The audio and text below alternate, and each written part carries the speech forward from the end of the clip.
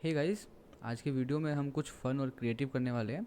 अगर आपको अपने वेबसाइट के एलिमेंट्स को मैनुअली मूव करना है, जैसे इमेजेस या टेक्स्ट को माउस से ड्रैग करके कहीं भी आपको उसको मूव करना है, तो ये ट्यूटोरियल आपके लिए परफेक्ट है।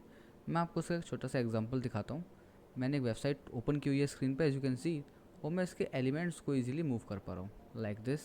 इवन मैं इसके बैकग्राउंड को भी मूव कर सकता हूँ लाइक दिस, यू कैन सी। और मैं इमेजेस को कहीं भी मूव करके एडजस्ट कर सकता हूँ, और इसमें एक इमेज हमारी यहाँ पे स्टिक भी रहेगी। आप किसी भी इमेज को स्टिक कर सकते हो, इनको मूव कर सकते हो, ये आपके ऊपर है। ये एक डेमो था छोटा सा, जो कि हम इस वीडियो के एंड तक क्रिएट करने वाले हैं। अगर आपको इस तरह का इफ़ेक्ट बनाना सीखना है तो ये ट्यूटोरियल आपके लिए परफेक्ट पॉइंट है।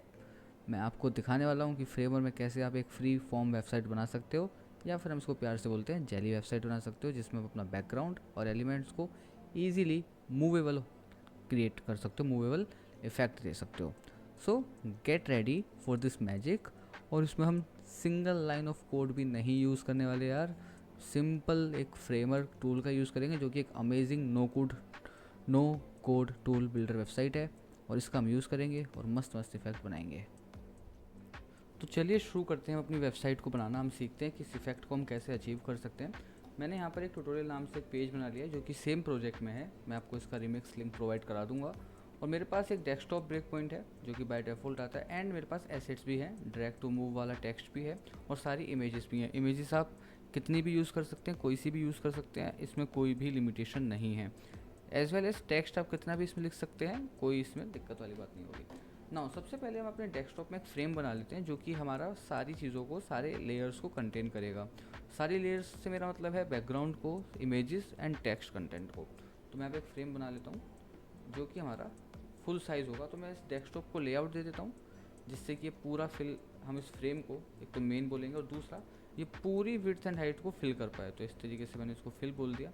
और मैं इसको बैकग्राउंड नहीं देना चाहता, बैकग्राउंड हटा दिया। अब मैं इसके अंदर एक फ्रेम बनाऊंगा, जो कि काफ़ी बड़ा फ्रेम होगा, जिससे कि हम उस बैकग्राउंड को मूव कर पाएँ। सो बेसिकली इस फ्रेम के अंदर हमें दूसरा फ्रेम चाहिए, फॉर एग्जांपल लाइक दिस, जो कि मैं मेन पे क्लिक करूँगा और फ्रेम इस तरीके से।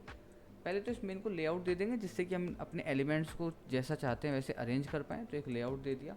अब ये सेंटर में आ चुका है, इसको हम एब्सोल्यूट करेंगे, इस वाले को हम रिलेटिव ही रहने देंगे। वैसे इस फ्रेम को हम अब 3000 पिक्सल की विड्थ देंगे, तो 3000 पिक्सल इस तरीके से। अभी देखो फ्रेम को ओवरफ्लो कर रहा है, और ये हम यही चाहते हैं। और एज वेल एज हाइट भी हम इसको 3000 पिक्सल दे देंगे। Now this is a very big frame, जिसके अंदर हम अपना बैकग्राउंड, हम अपनी इमेजेस को प्लेस करेंगे। इसको करने का सिर्फ एक ही रीज़न है, कि जिससे हम विंडो की विड्थ और हाइट से ज़्यादा मूव करा पाएँ। अगर आप अपने लेआउट में, मैं आपको फिर से दिखाता हूँ एक बार डेमो, आप देख सकते हो कि हम इस बैकग्राउंड को, जैसे ये लोड होता है, हम इस बैकग्राउंड को काफ़ी लोड कर पा रहे हैं अपनी स्क्रीन के बाहर भी। विच मीन्स कि हमारी स्क्रीन इतनी है, अगर अभी देखा जाए, अगर हम फुल स्क्रीन भी कर लेते हैं तो हमारी स्क्रीन सिर्फ इतनी है। बट हम चाहते हैं कि हम इस बैकग्राउंड को मोर देन स्क्रीन पे हम इसको फ्री फ्लो करा पाएँ, तो हम इस तरीके से करा सकते हैं, as you can see, right. So let's do this. इसलिए हमने इसको एक बड़ा फ्रेम बनाया है। अब इस फ्रेम के अंदर ही हमारा सारा एलिमेंट्स, सारी लेयर्स आएंगे। तो मैं इसको ड्रैग कैनवास करके नाम दूंगा।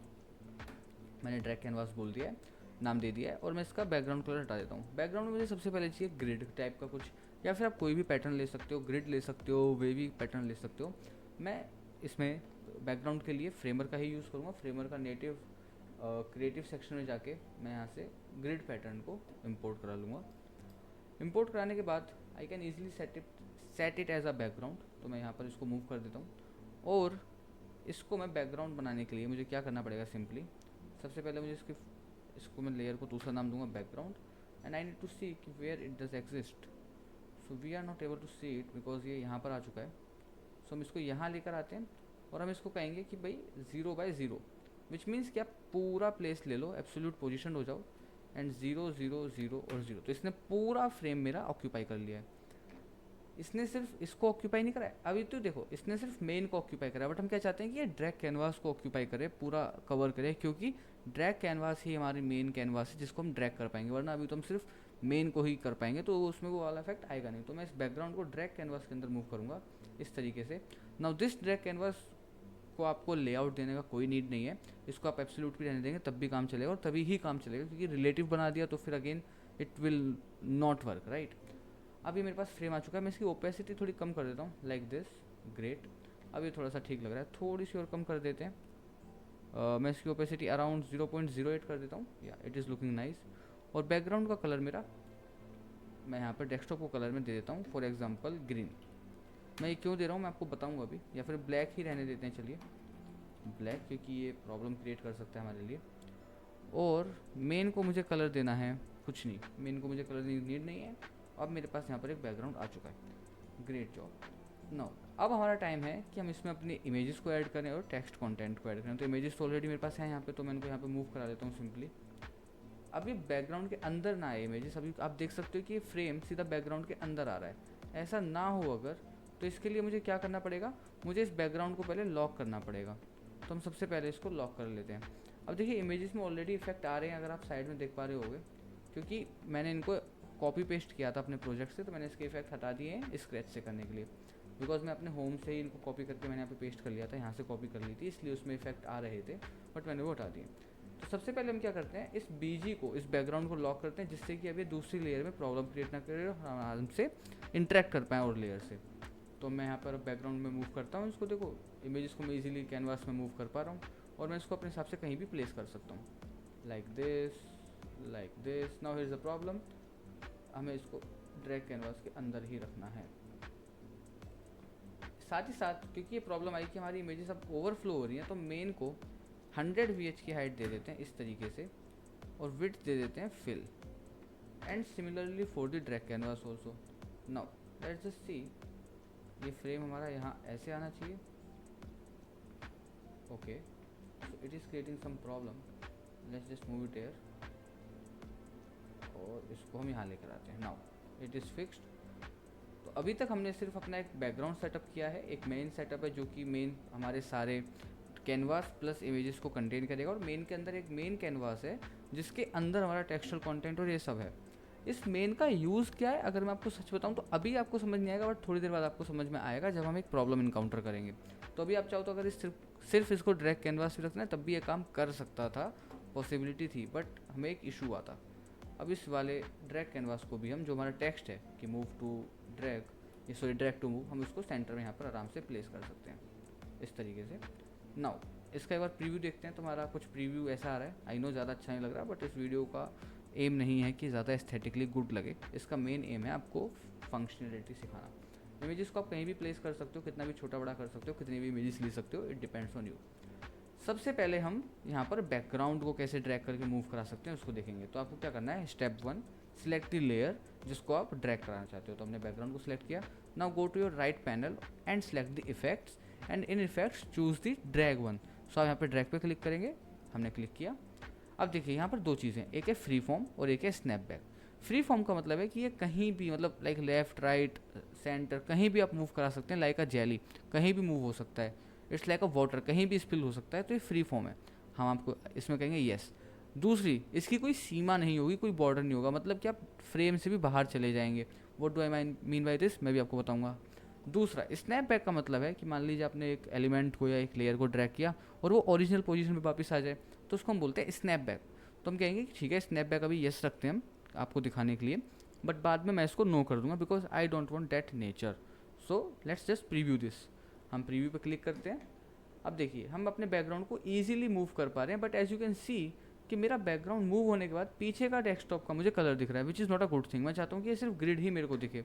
और एक और चीज़, जैसे मैं इसको नीचे ड्रैग कर रहा हूँ, ये वापस अपनी ओरिजिनल पोजीशन में जा रहा है इस तरीके से। मेरा माउस नीचे, ये पोजीशन में जा रहा है अपनी ओरिजिनल पोजीशन में।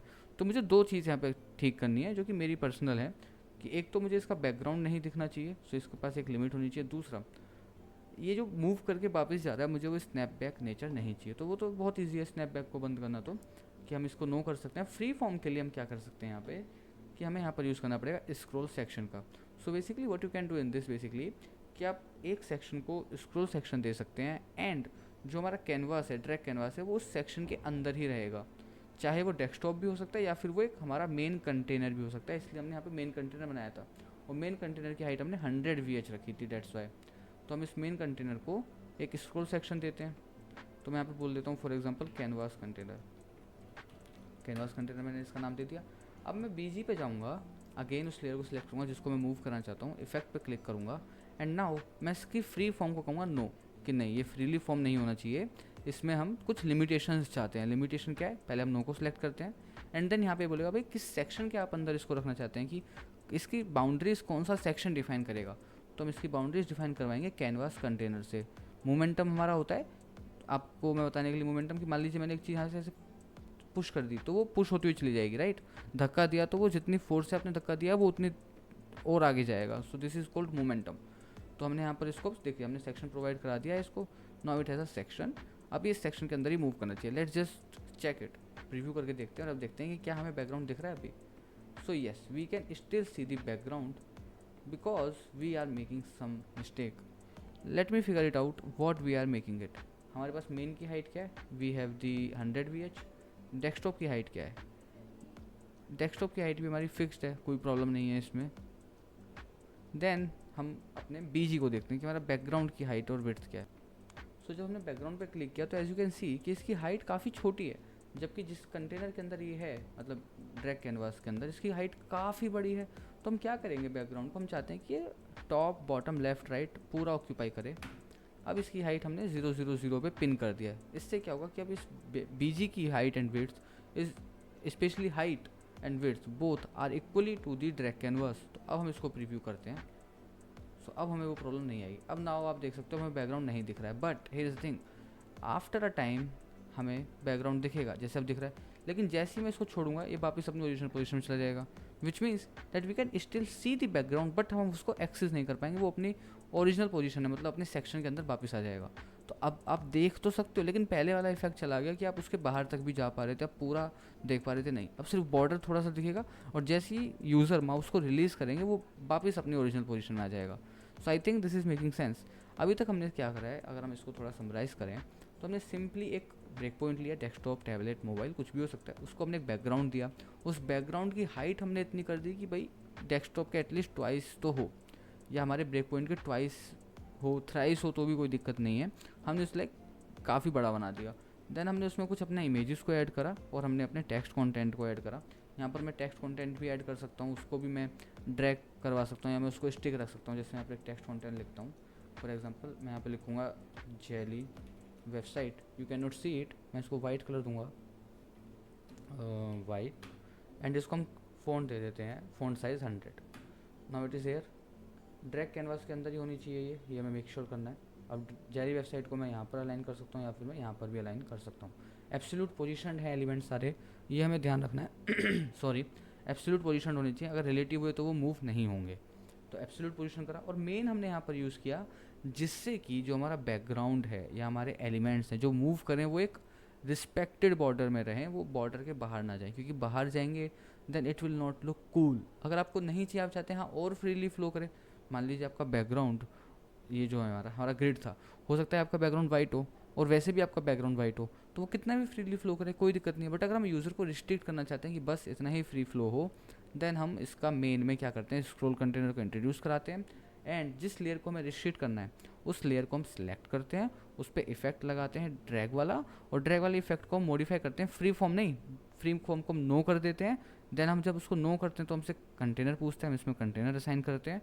मोमेंटम का मतलब क्या होता है, मैंने आपको बताया था कि आप जितनी फोर्स से किसी एलिमेंट को धक्का देंगे वो उतना दूर आगे चला जाएगा।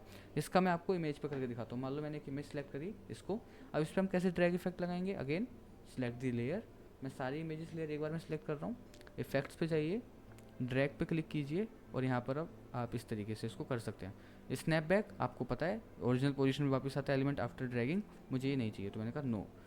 अब जैसे ही मैं स्नैप बैक नो कहा तो मोमेंटम जब ही हमारे पास होगा। स्नैप बैक में तो क्या है कि हम उस पर फोर्स नहीं लगा सकते। What do I mean by this, let me just show you. मैं मोमेंटम को येस कर रहा हूँ आपको कुछ दिखाने के लिए। अब हम इसको प्रीव्यू करते हैं। अब हमारी इमेजेस भी ड्रैगेबल है तो हम इमेजेस को आराम से ड्रैग कर सकते हैं। But here is a problem कि हमारा बैकग्राउंड उसको ओवरलैप कर रहा है, हम इमेजेस को एक्सेस नहीं कर पा रहे।